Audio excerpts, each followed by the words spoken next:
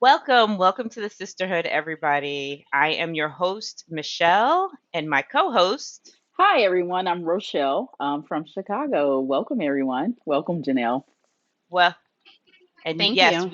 we do have a special guest today on the Sisterhood web series, and we have Jenelle coming to us from Kansas City area. We are very, very excited to talk with her because she has done some amazing and exciting things out there. But first, let's get into the nitty gritty about insurance. And Janelle, can you talk about your experience in insurance and how did you get into the insurance industry? Absolutely. And first off, Michelle and Rochelle, thank you for having me. I began my insurance career about 14 years ago. I did not think I was going into insurance, probably as many people did not think they were going Yes. into insurance. My undergrad was in mass communication with a concentration in public relations. And I moved to the Kansas City area trying to pursue public relations. And Kansas City is not a hub for PR. It's not a hot spot for PR.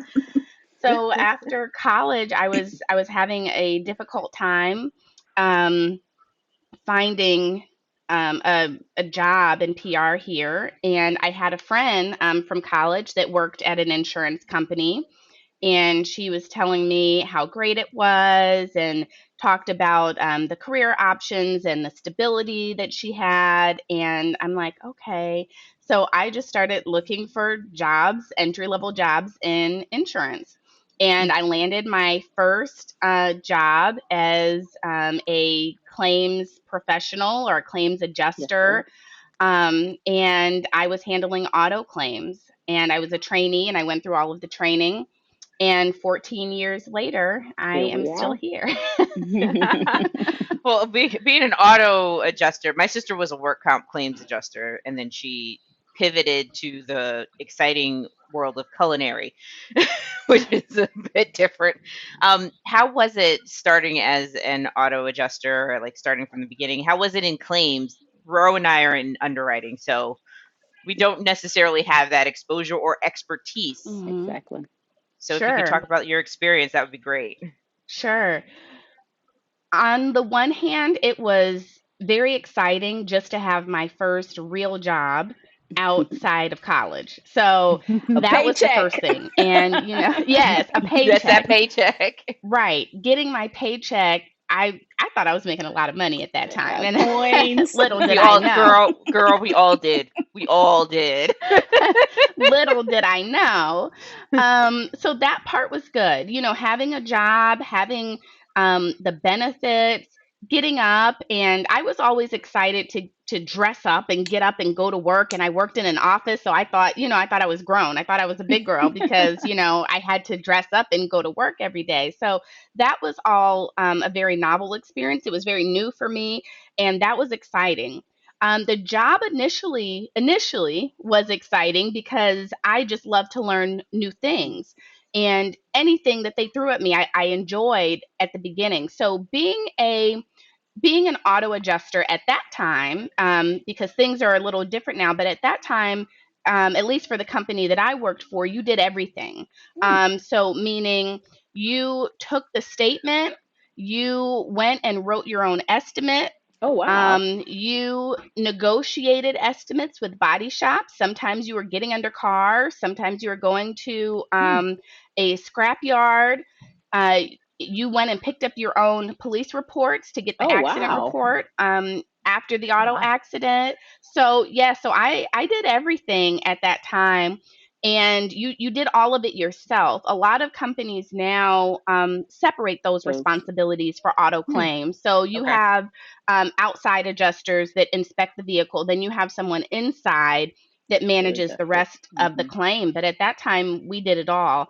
And it was enjoyable initially going through training and learning about cars. And initially, I had the mindset, well, I don't want to be stereotyped just because I'm a girl and I'm a black girl doesn't mean that I don't like cars. So I enjoyed learning about vehicles and cars and dents and all of that. So that was very enjoyable at the beginning. And then, you get tired of doing the same thing and you want to mix it up. But then I went on to handle injury claims for auto accidents, and that was a whole new world as well.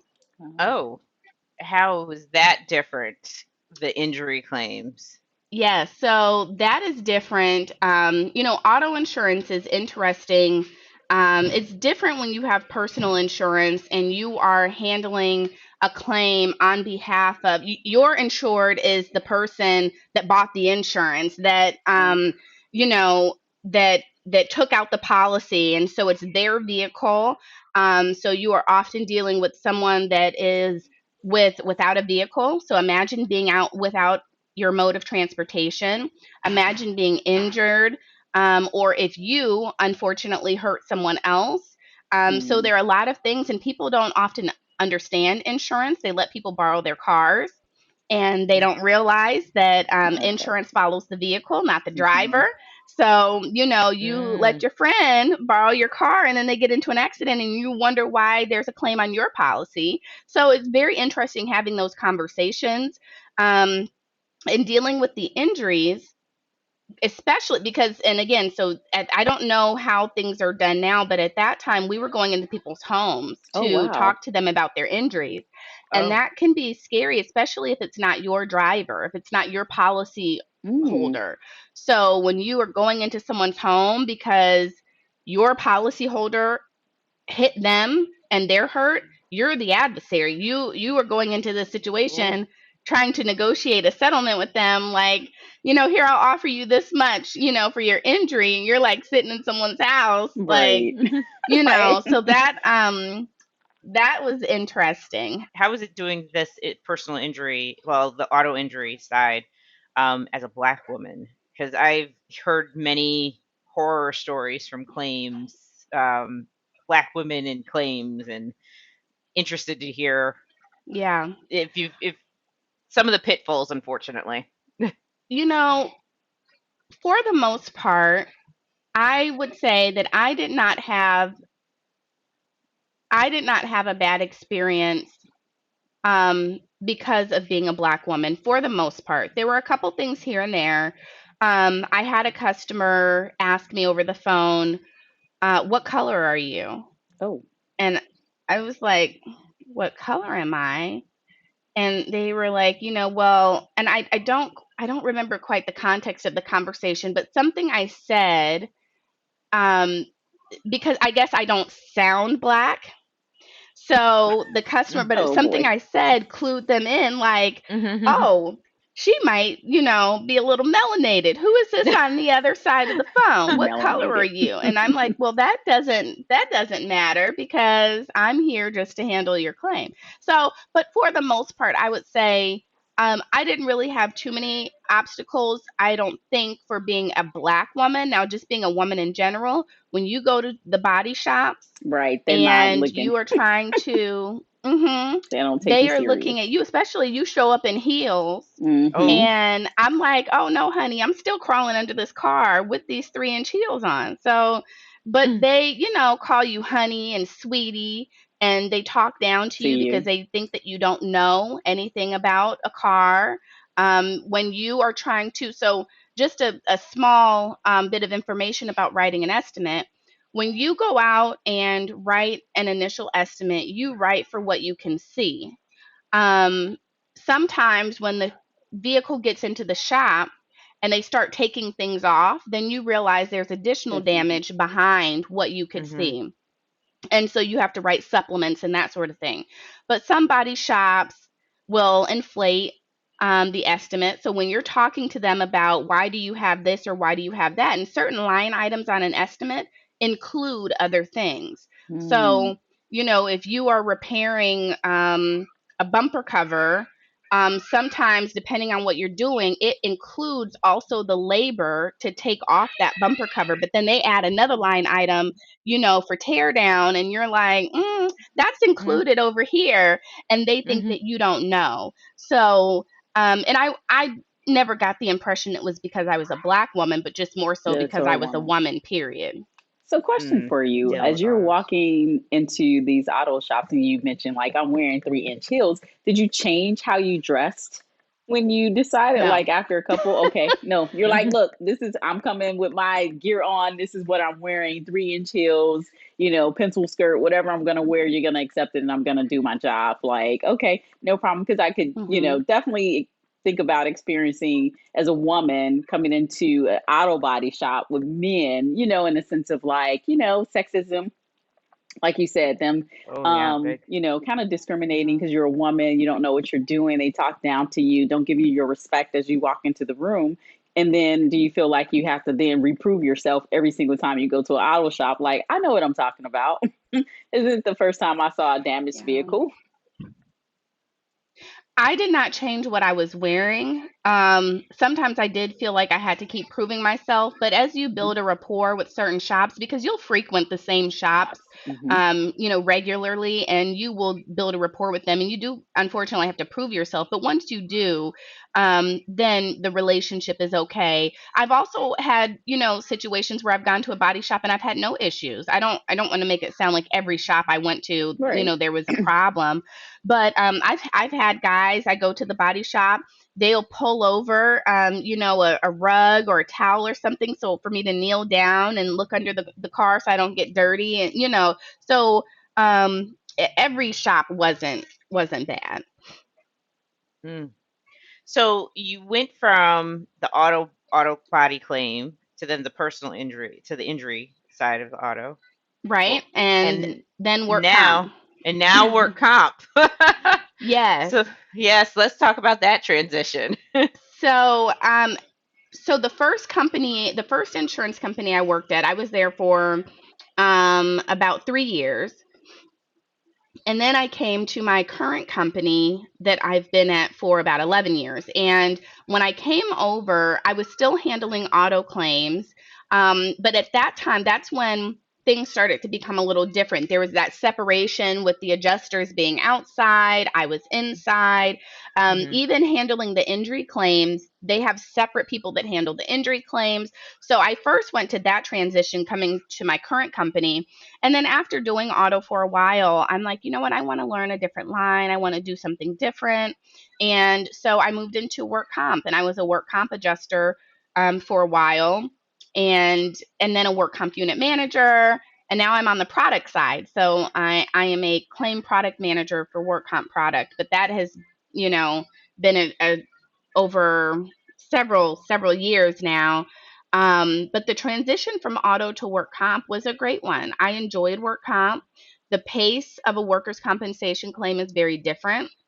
Hmm. Um, the demand is different.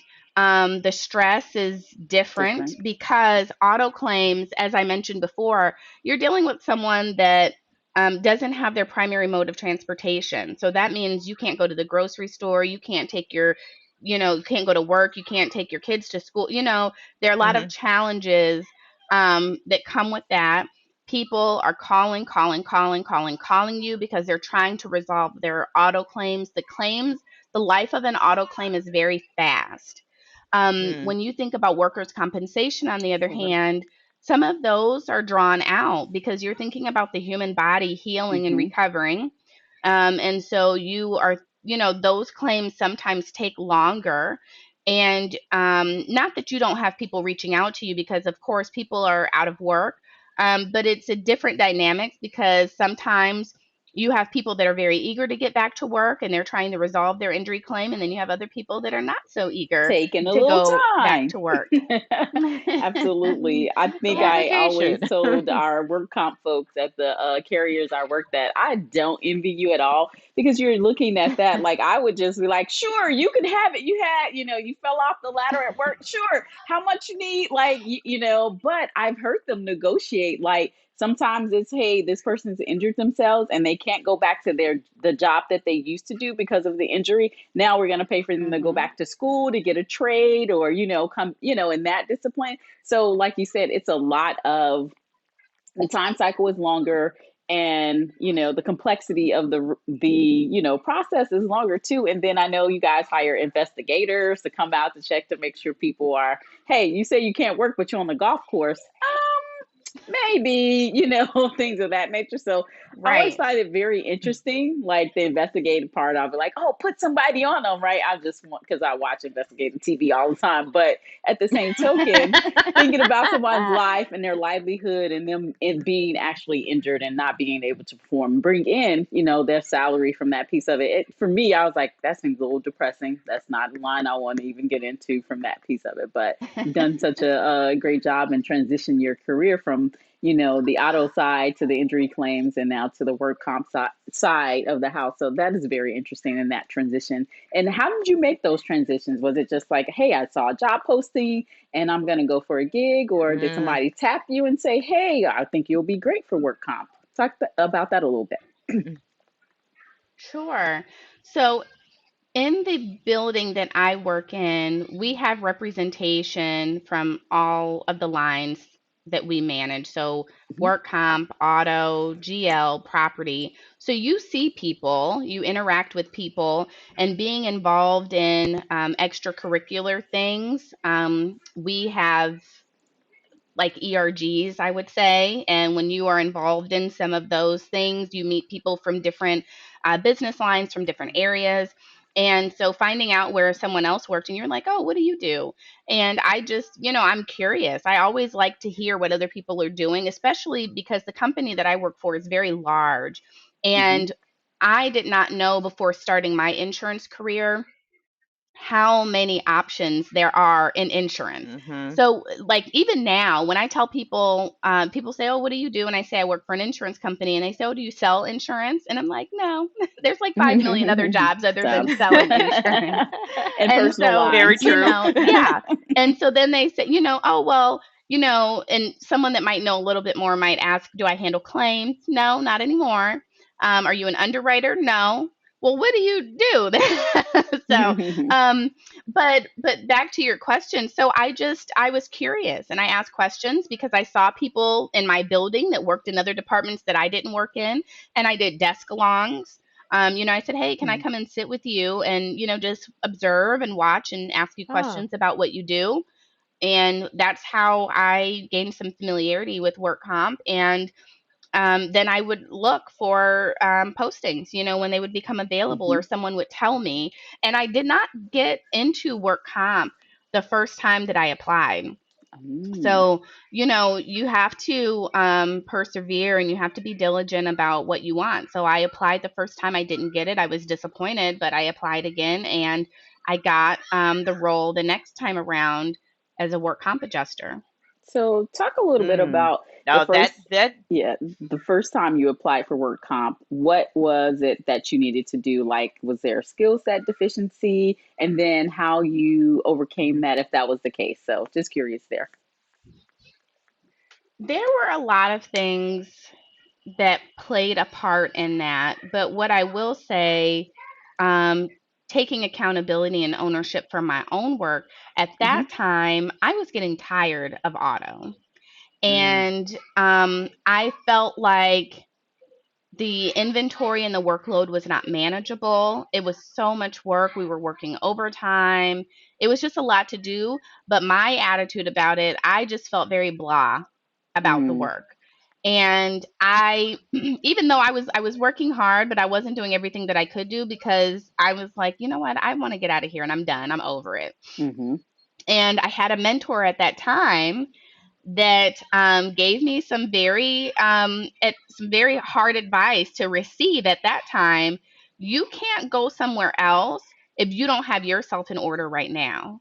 So regardless of, you feel like you're overworked or it's too much work or this or that, if your desk isn't in order, if you don't have yourself together, why would someone else want to take you? So that was, and I, mhm. at the time, I'm like, but, they did this and they did that. And well, and it's not my fault because, Mm, and, other people don't know your story. So even if there are other circumstances or other factors that are impacting your situation, the fact of the matter remains if you try to go somewhere else, someone's going to look at your existing body of work. And if you don't have yourself Yeah. together, they don't care the why. They just Hmm. know, well, why do I want to take you Take you now? on. And so that certainly, I think, played a part in that at that time. And I worked my behind off. And the next time around that I applied, I made sure, because don't give people a reason to hold you back. Back. So the Hmm. Hmm. next time around, I made sure I had all my ducks in a row. There is absolutely nothing that you could say about me. And I got the job the next time around. And I don't know if that's the only reason why, but that is me taking ownership and Accountability. accountability for my role. That is Absolutely. fantastic advice on that part because I don't think we do enough introspection, like looking into ourselves, and the fact that you had somebody in your corner to tell you some true hard advice. And you know, I've been leading a group here at my company, and the thing is, they say feedback is a gift, and if you're in the right place to receive that gift, Gift. you can do so much with it. But the fact that you said it was hard feedback to Hmm. get, and nobody likes negative feedback. That's a rough one. I can only Right. imagine my reaction to that would not have been pretty. But you Well, you turned it have to around. You be. did it. Right. But I think you have to be in the space, right? And you said you had a mentor, right? And I think for Yeah. us, you have to be accountable, right? And I'm always like, I love feedback, but you don't always have to give, I don't really need the praise kind of thing. I need to know where there are areas I need improvement, where you see there's a blind spot that I may not see, right? And be able, because that'll Mhm. help me triple fold. Then, oh, you did great, blah, blah, blah. This, I need to know where I can sharpen my pencil, right? Where I can make the next edge and ensure that that's not, a issue that may come up with, pursuing another job or trying to pursue something else within the organization. So definitely love those people who could definitely be very frank, and hats off to your mentor for being open and honest, right? Because some people are, they shy away, they don't want to really give the criticism, right? And people always like, it's not, I always say, I said, constructive criticism, they say something else, constructive feedback. I think at the end of the day it is what it is. I mean, however you word It it, is. It's but it is, opportunity. exactly, but it is for you to take, right, and to leverage that, and whatever that could be, maybe an issue to fix it if that's the case, right? So I think it's always the positive and negative. We need both. So thanks for sharing. A very And hard obstacle for you to get through at that point in time, but you were open, like you said, being accountable. and I want to just circle back to something else that you had said besides being accountable and having that mentor and having that support system is that you did desk alongs. Is that what you said? Like, Yes. yes. So the whole being curious and being prepared, like you actually went and sat with somebody Mm. to find out what they did, and you went, you sought it out on your own, and a Mm-hmm. lot of people just sit and are comfortable and just be angry and not angry, just it is what it is, and they're not going to do it. But you actively sought it out, and I applaud you that you actively sought stuff out and that you did these desk longs. You looked at other people's jobs and saw what they were doing, Mm-hmm. and knew exactly what you were going to get yourself into and knew what you wanted. And I commend that because a Thank you. lot of us don't do that. You have to. You have to be an advocate for yourself. I think too many people, too many employees, individuals rely on their manager to tell them what's next. You can't have someone else tell you what's next for you. You You. can't rely on someone else to Hmm. write your development plan. You can't rely on someone else. Your manager is there to support you in what you want to do and to connect you with the right resources. So, what your manager's job is, you go to your manager and say, I'm in auto right now, but I aspire to be in work comp. Your manager says, okay, let me connect you with someone. That's your manager's job. Your manager is not there to build your dream for you. They are there to aid you and assist you and to ask you the right questions. Questions. Oh my gosh, you just said your manager is not there to build your dream for you. Bravo, right there. That's the phrase. They are not there to build your dream for you. That is it, ladies. I'm done. Mic drop. I think too, we're so used to and caught up in a world where definitely from old school perspective, like it was a, vertical how, right? From one ladder ring, you went up to the next and the next, and you kind of already had your career kind of pathway, right?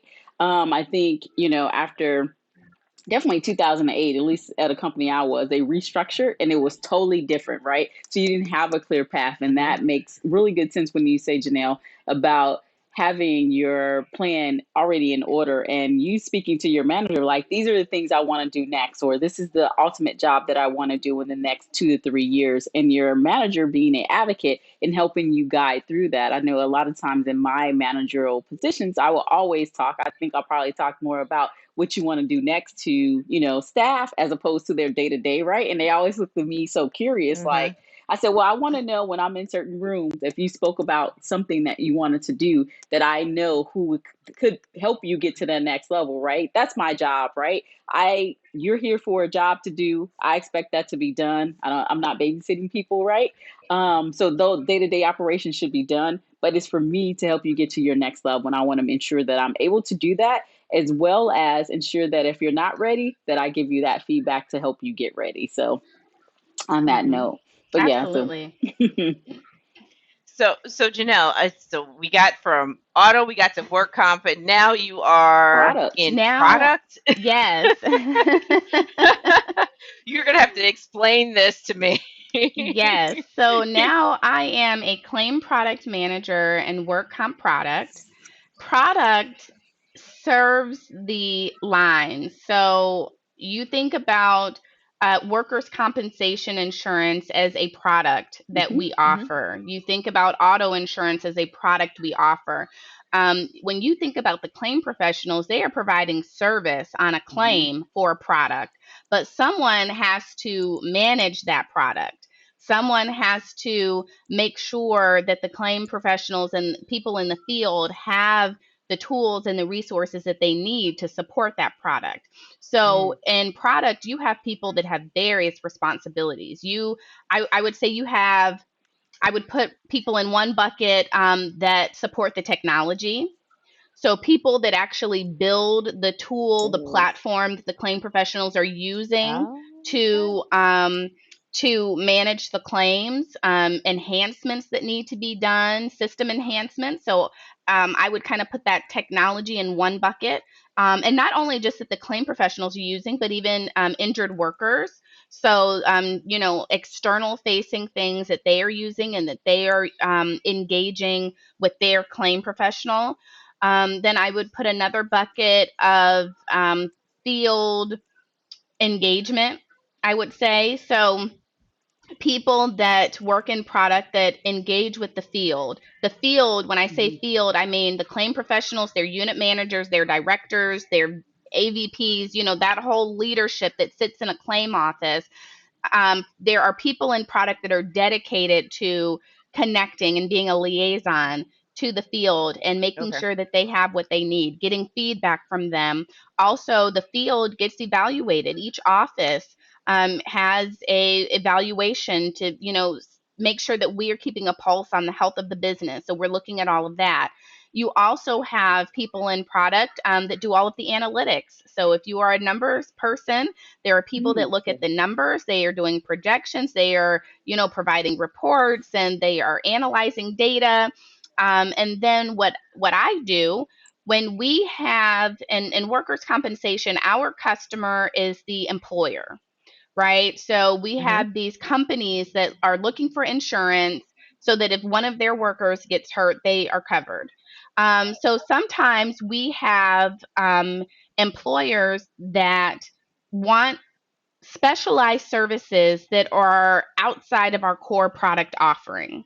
So when we sign someone up for insurance, we say, here's what we offer. Here's what we can do for you.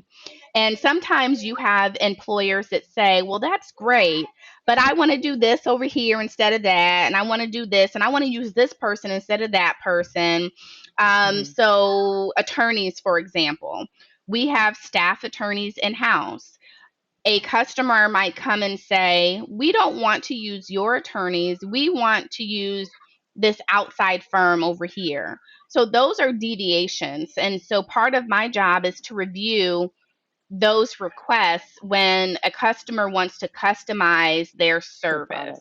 So that's Mm. so that's half of my job.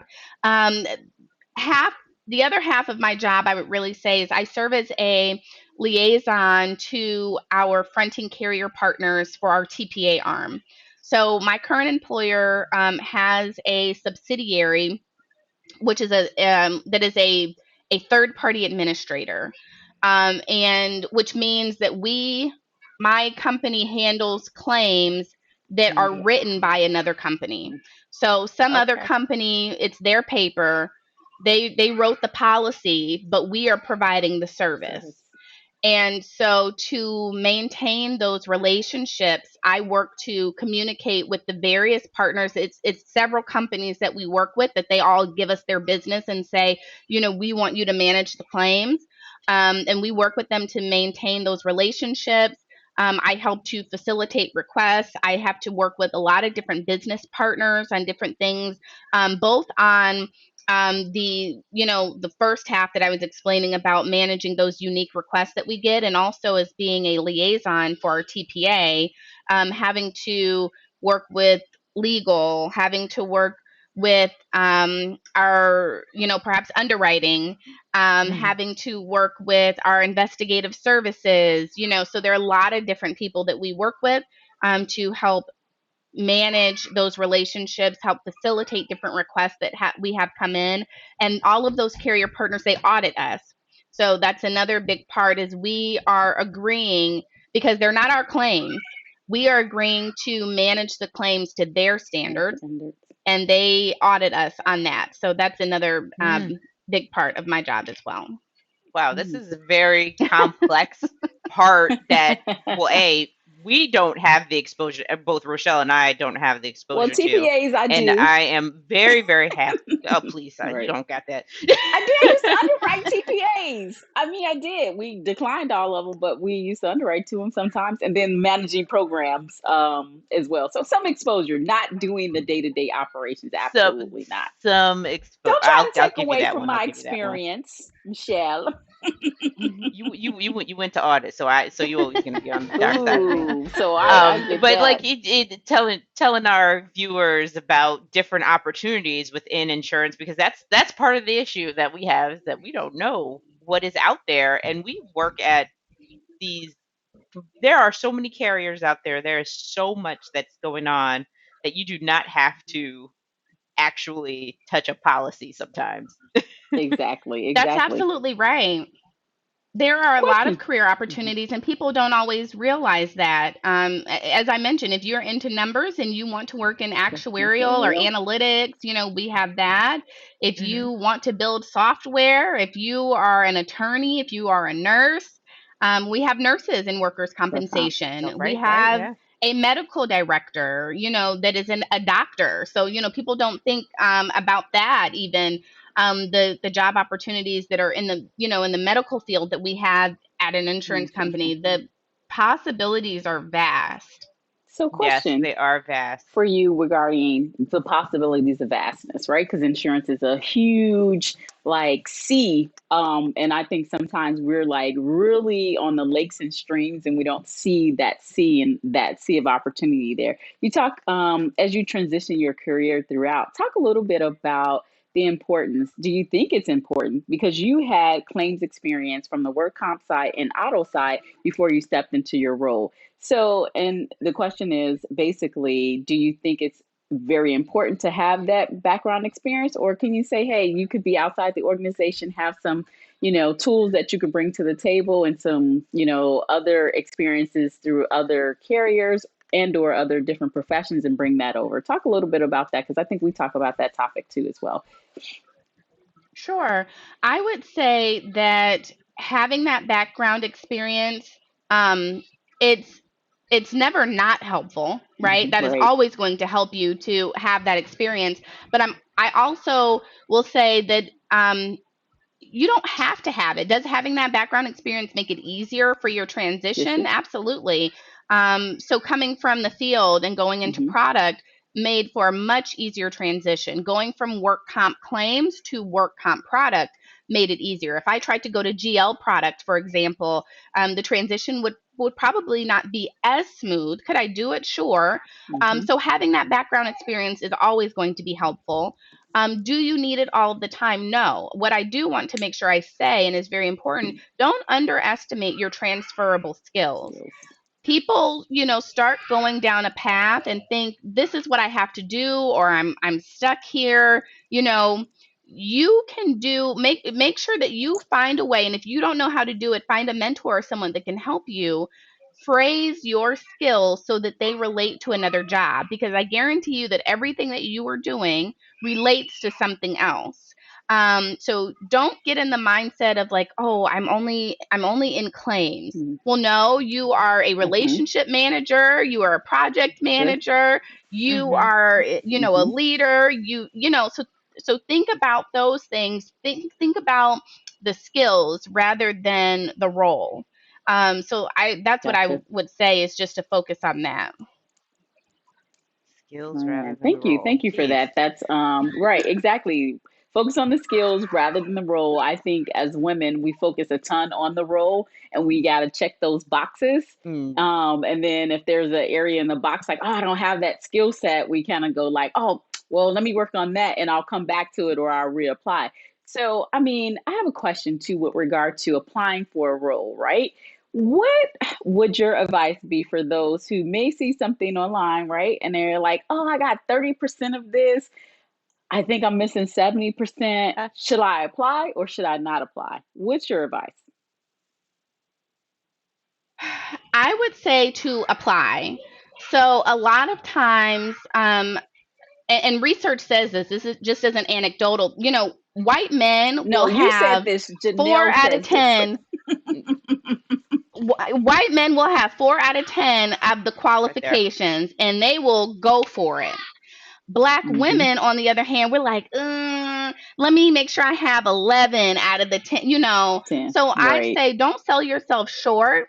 If you have 6 out of the 10, if you have 5 out of the 10, go for it. Because not only does it show that you are interested, not only do you gain that experience of going through the interview process and all of that, but you don't know what will happen. And also, and someone said this to me not too long ago, a mentor. I was talking about a job myself, and I was falling into this trap myself, right? And I'm thinking, oh, I don't know if I'm experienced enough. And if they want you, they will hire you You. and they will support you. You can learn. It's not always about you having all of the Oh, technical skill today. Do you have the capacity and the ability to learn? So focus on that. Focus on what you can do to prepare yourself before you go to the role. Can you do a desk along and talk to some people and get some information about the job? As an interviewer, I am always asking people, well, what did you do to prepare? I want to know, what did you do to prepare yourself, not only for the interview, but for this job?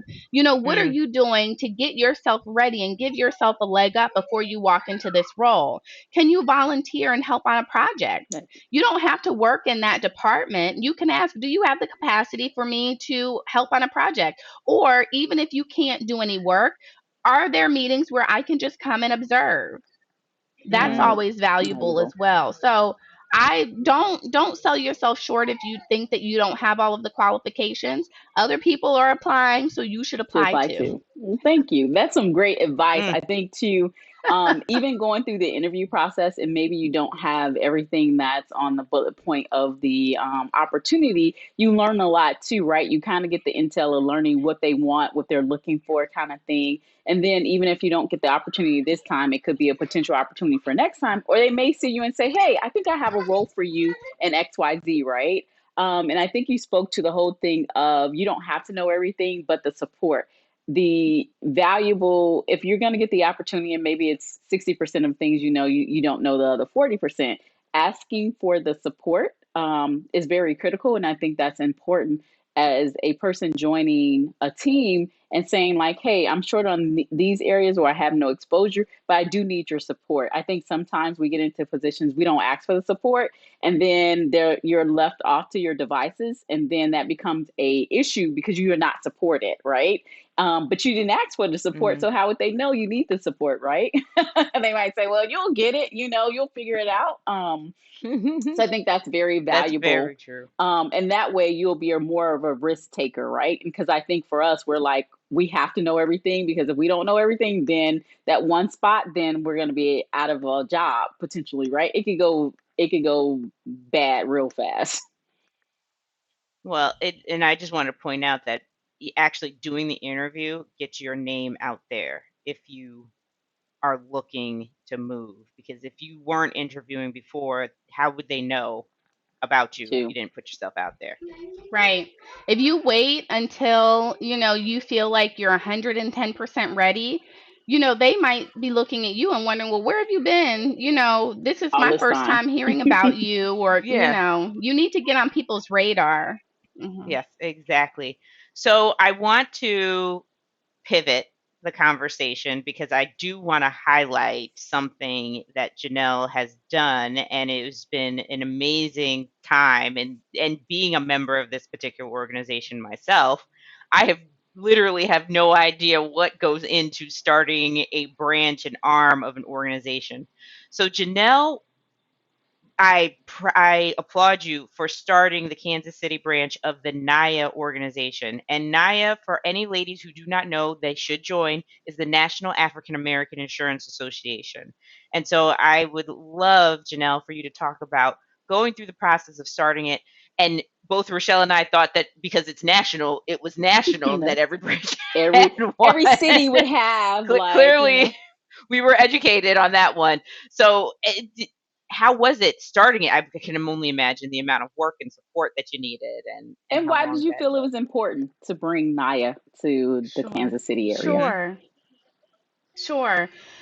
So as you mentioned about NAAIA, the National African American Insurance Association, I learned about NAAIA through another mentor. Get a mentor. If you don't have a mentor, get a mentor. Get a Obviously, mentor. that's my message today. The company that I work for, the corporate office is in Hartford, insurance capital of the world. And there are so many insurance companies there.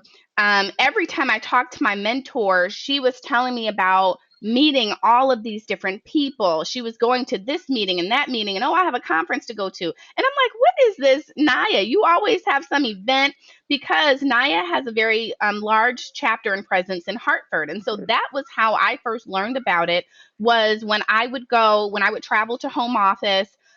She was telling me about things that she was doing, and at the time, I looked to see, oh, okay, well, maybe I should become a member. Maybe I should join. And there wasn't a chapter in the Kansas City area. So that was many years ago. So I put the notion aside. I'm like, well, there's not a chapter here.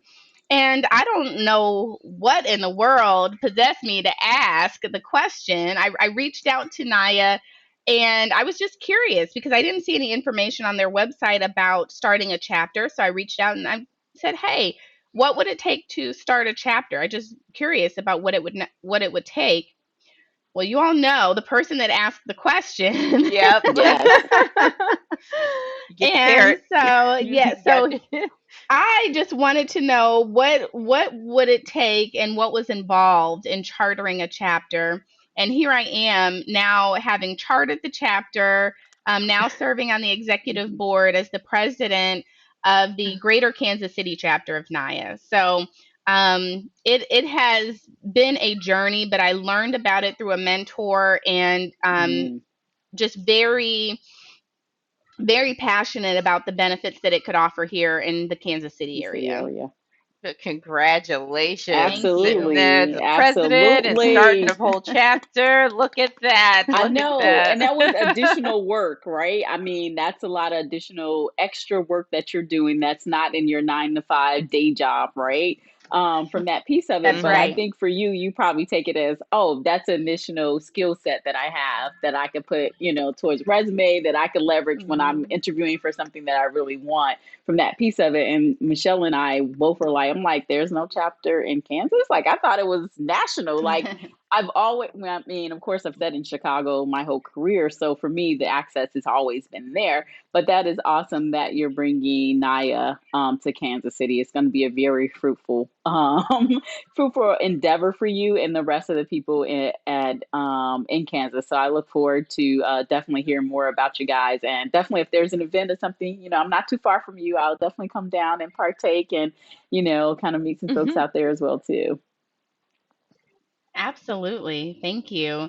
Yeah, Didn't we I are. hear? And Uh-huh. didn't I hear like a fun fact about? Well, not a fun fact, a very impressive fact about the NAIA chapter in Kansas City.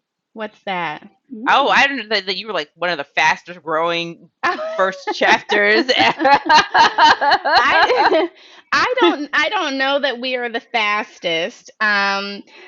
So and it is a process. So just for those that might be interested, Good. Yes, you tell have us. to yeah, Mm-hmm. you have to get together a formation team, and you have, because you can't do it by yourself. Self. Mm-hmm. So when I started, learning about what it would take, I reached out, and the executive director of NAIA went through the steps with me and said, are people even interested? You need to see, like, you can't form something and not have any members, not have any sponsors, not have any people that are interested. So you really have to first start going out and get a pulse on, who is willing to be on the formation team with you to help build the chapter, who is willing to be a member, who would be willing to sponsor, what insurance companies do you have in the area. And we have a good insurance representation here in the Kansas City Kansas area, City so I area. knew that wouldn't be a problem.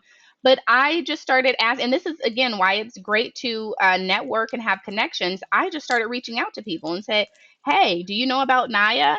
And a lot of people did not. And I told them about Naya, and they said, oh, that sounds great. And I said, well, would you be interested in, helping to start this chapter? And they're like, sure. So Mhm. but I was just asking, like, would you? Not like, Right. okay, let's do it. But again, you know how that is when you ask the question. And so it just went from there. And you start making connections in the community with different companies. You are in the development phase at that point. And then you work on getting your executive board and all of that. So it has definitely been a learning process. I've learned a lot, and Rochelle, as you mentioned, gaining some new skill sets So, mhm. in the process.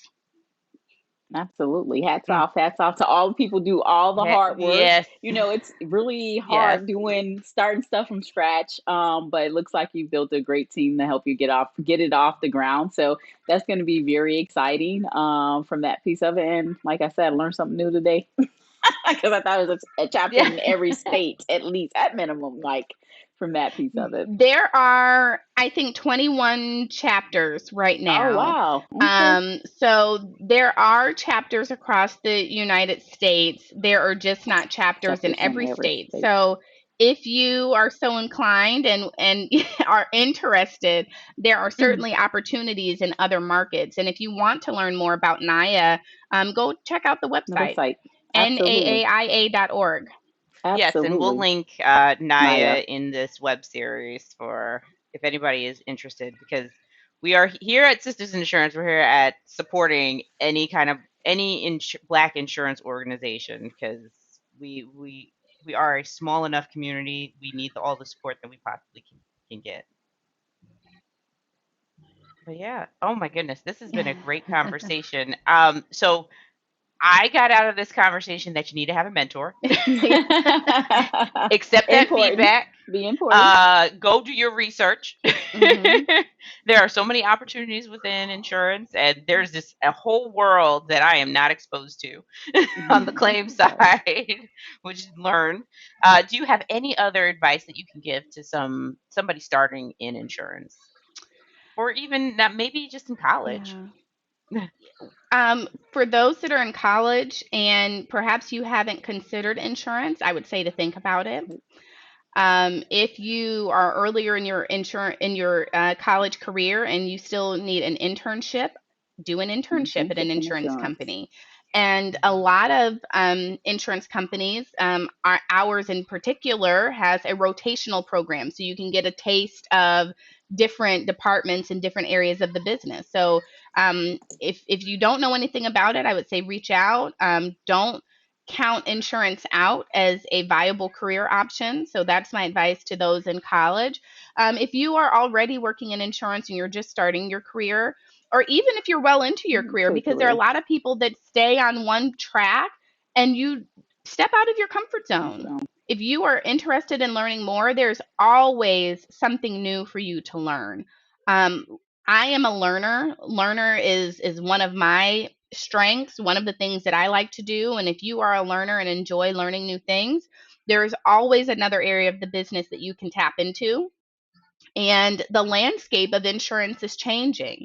So even if you've worked in this business for 20 years, I guarantee it is not the same today as it was yesterday. So I would say, you can have a very good career in insurance. There are a lot of opportunities, and ask questions. Reach out, connect with people on LinkedIn. There's always someone that will be willing to answer your questions.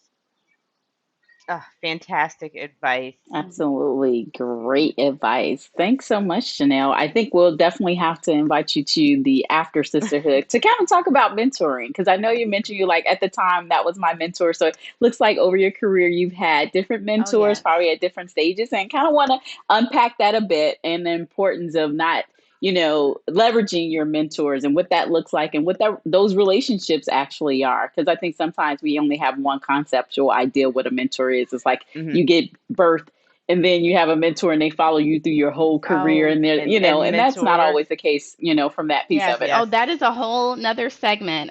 Oh, yes, it is. Mentorship, mentorship, sponsorship, building your Yeah. personal Hmm. brand, having your board of directors. Yes, that's, we need to talk That's a about whole. that. That's a whole nother. That's the second time. That's a part Yeah, two.